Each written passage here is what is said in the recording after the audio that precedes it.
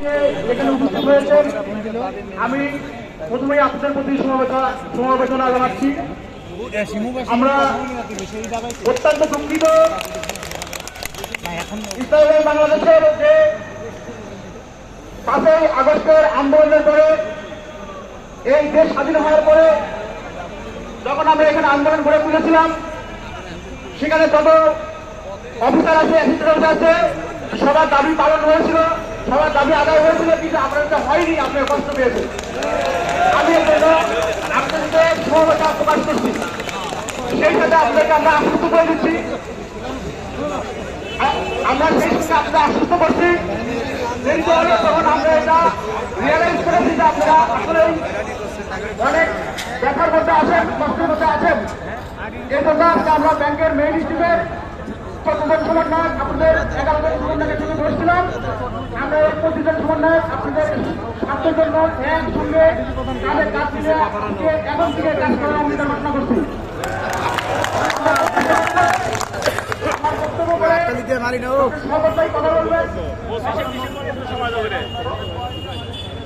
স্বাগত ভাই 1 মিনিট কথা বলার পরে আপনাদের সবার সঙ্গে আজকে ব্যাংকের যিনি অভিভাবক, যেহেতু স্যার অনুপস্থিত, আমাদের অ্যাডিশনাল ম্যানেজিং ডিরেক্টর 1 এবং আমাদের সিআই স্যার আপনাদেরকে এখানে আপনাদের সম্মানে এখানে এসে কথা বলবেন। আমি প্রত্যাশা করবো স্যারের বক্তব্যের মাঝে আপনারা কেউ করবেন না।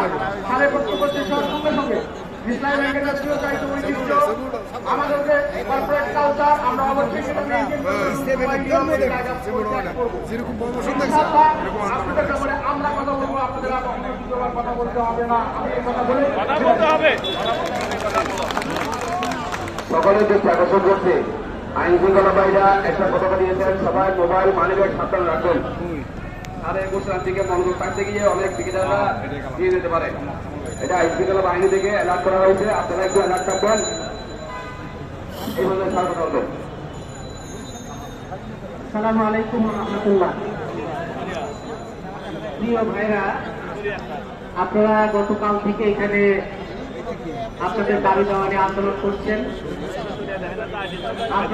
আমরা যারা ব্যাংকের এই দীর্ঘ পথ পরিক্রমায় জুলাই বিপ্লবের পর থেকে আমরা বিভিন্ন বিষয় নিয়ে ব্যাংকে আন্দোলন করেছি।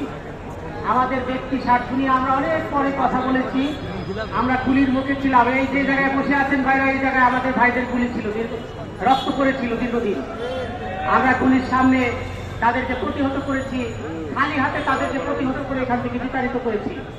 আমরা এই ব্যাংকে অনেক আন্দোলন করেছি। ব্যাংকের স্বার্থ নিয়ে আমরা সবাই অতন্ত্র প্রহরীর মতো কাজ করেছি, ভবিষ্যতে করবো ইনশাআল্লাহ। আমি আপনাদেরকে যে কথা বলতে চাই অতীতে শুনেছেন, তারপরও আমাদের স্যাররা এসেছেন এবং আজকে আমাদের MD 1 স্যার এসেছেন। আপনাদের এই কষ্টের জন্য স্যাররা দুঃখ প্রকাশ করেছেন। আমি আপনাদেরকে বলতে চাই, আপনি সর্বোচ্চ সুশৃঙ্খল ভাবে আপনার স্যারের ঘোষণার পরে আস্থা রেখে এখান থেকে চলে যাবেন এবং আগামীকাল স্ব কর্মস্থলে জয়েন করবেন। কেউ এরকম যেন না থাকে যে আপনারা ঢাকা ত্যাগ করেন নাই। আপনাকে অর্ডার দিয়েছেন? ঠিক আছে, আমরা এরকম সুশৃঙ্খল দেখতে চাই। আগামীকাল স্ব কর্মস্থলে যাবেন।